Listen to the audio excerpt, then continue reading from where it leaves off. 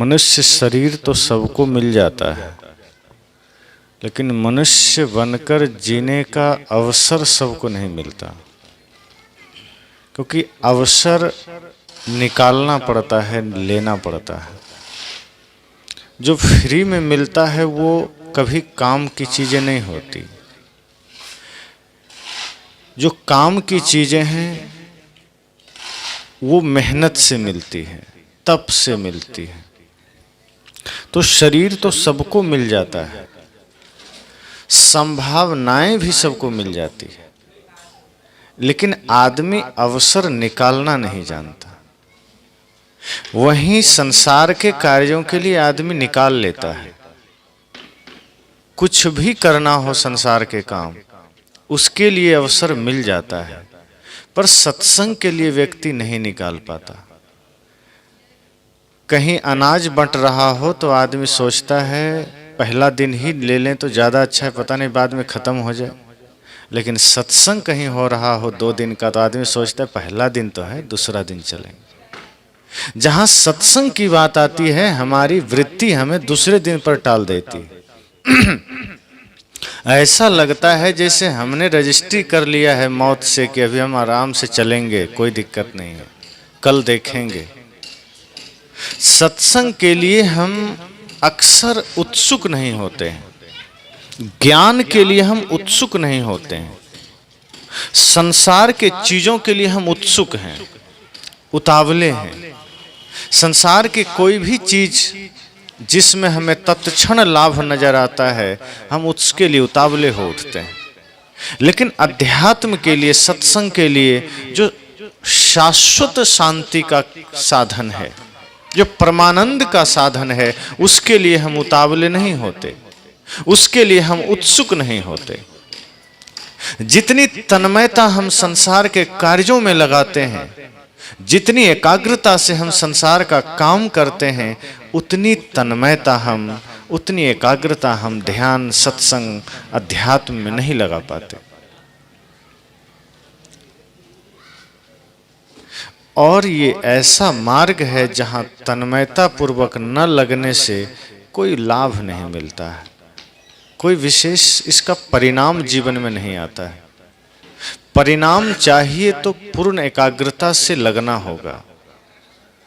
इसलिए तो साहब ने श्रोताओं की भी स्थिति बताई है, तन थिर मन थिर सुरति निरति थिर होए। वे कहते हैं श्रोता होना भी साधारण बात नहीं है। बोलना तो साधारण है, कोई भी बोल सकता है, पर श्रोता होना, सुनना, ये असाधारण काम है। लेकिन उसकी योग्यताएं क्या है? तन थिर, पहली योग्यता तो है तन स्थिर होना चाहिए, शरीर स्थिर हो, मन भी स्थिर होना चाहिए, और उसके बाद जो सुरति है, ध्यान है, वो भी केंद्रित होना चाहिए। जब ये सब कुछ एक स्थिर अवस्था में हो जाता है तब सद्गुरु कहते हैं फिर वो सच्चा श्रोता है। तो सत्संग मिलता है, शास्त्र उपलब्ध हैं, महापुरुषों के आदर्श उपलब्ध हैं, फिर भी आदमी की नजर बाजार में अखबार और सरस सलील पर जाता है। मोबाइल में भजन उपलब्ध है, प्रवचन उपलब्ध है, फिर भी आदमी मोबाइल खोलता है तो समाचार पर और गानों पर ही नजर जाती है। वो कोशिश कम करता है कि हम इन चीजों में जाएं। कभी कभार मौका मिला तो सत्संग के तरफ ध्यान गया। अभी हम सत्संग के प्रति उत्सुक नहीं हैं, और जब सत्संग के प्रति उत्सुक नहीं है तो हम सामाजिक कार्यों से जुड़ नहीं पाते, मानवीय चेतनाओं से हम जुड़ नहीं पाते, जो एक नैतिक जीवन हमारा है हम उसमें जुड़ नहीं पाते हैं, हम अलग अलग हो जाते हैं। और जब हम अलग अलग चलते हैं तो उसका हमें फिर जीवन का लाभ नहीं मिलता। अक्सर आप सुनते हैं कि व्यक्ति जो अध्यात्म से जुड़ा हुआ होता है, धर्म से जुड़ा हुआ होता है, वो कोमल होता है। ये सुनते आए हैं। जो कलाकार होते हैं वो कोमल होते हैं, जो संगीत प्रेमी होते हैं कोमल होते हैं, ये सुनते हैं। लेकिन आज इस वर्तमान समय में वो कोमलता पता नहीं चलती। अब वो कोमलता रह नहीं गई है, वो कठोरता हृदय में आ गई है। हृदय पत्थर सा हो गया है।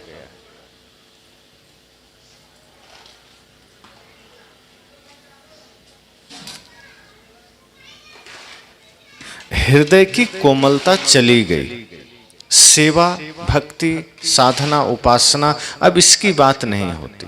अब चार आदमी जब मिलते भी हैं तो इन चीज़ों पर ध्यान नहीं देते, वो बाहर की बातें करते हैं, राजनीतिक बातें करेंगे, घर परिवार की बातें करेंगे।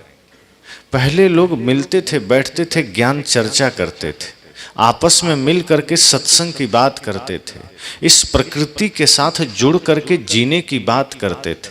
आज व्यक्ति का जीवन अप्राकृतिक होता जा रहा है। आज व्यक्ति प्रकृति में नहीं जीता है, अब तो व्यक्ति विकृति में जीता है। पशु आज भी प्रकृति में जी रहा है।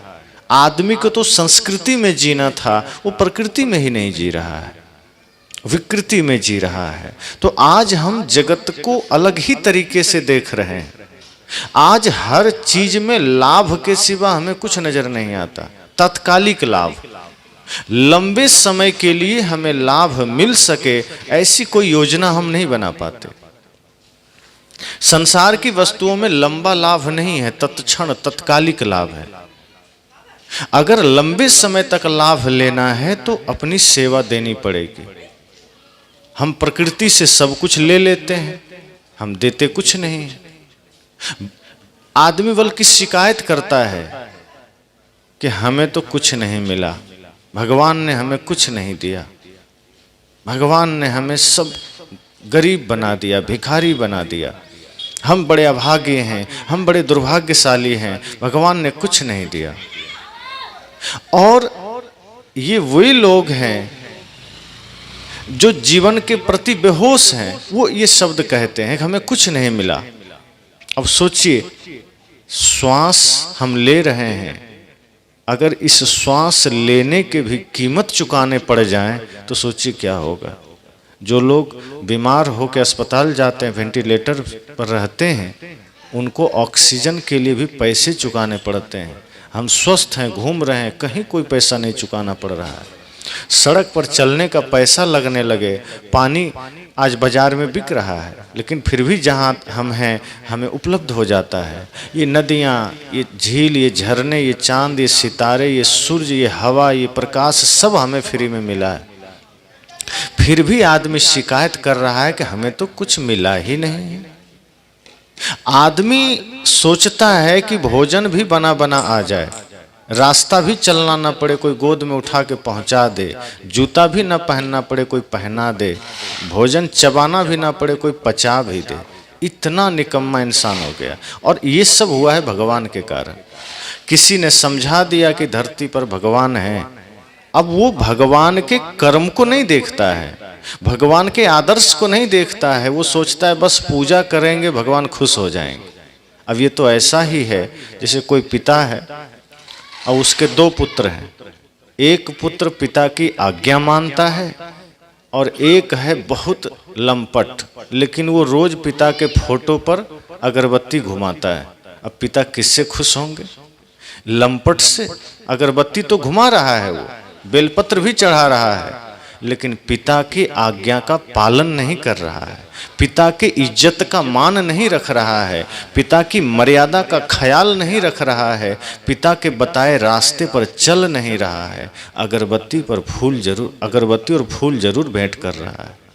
पिता निश्चय ही उससे खुश होंगे जो आज्ञाकारी है, लेकिन आदमी आज वही भगवान के साथ कर रहा है। वो सोचता है भगवान को हम अगरबत्ती घुमा देंगे तो खुश हो जाएंगे। वो जैसे खुद लालची है, भगवान को भी लालची समझता है कि घूस से खुश हो जाएंगे, हमारे पॉलिश लगाने से भगवान खुश हो जाएंगे। आप देखिए, जब चोर चोरी करने कहीं जाता है तो चोरी करने से पहले मंदिर जाता है, 1 किलो 2 किलो लड्डू चढ़ाता है, भगवान से कहता है प्रभु 1 किलो लड्डू चढ़ा रहे हैं, कृपा करना आज हमको बढ़िया माल मिल जाए किसी घर में। अब उसको ये लग रहा है कि हम भगवान को लड्डू चढ़ा दिए तो भगवान हम पर कृपा करेंगे। शर्म भी नहीं आती कि हम चोरी करने जा रहे हैं और भगवान हमको चोरी में सहायता करेंगे।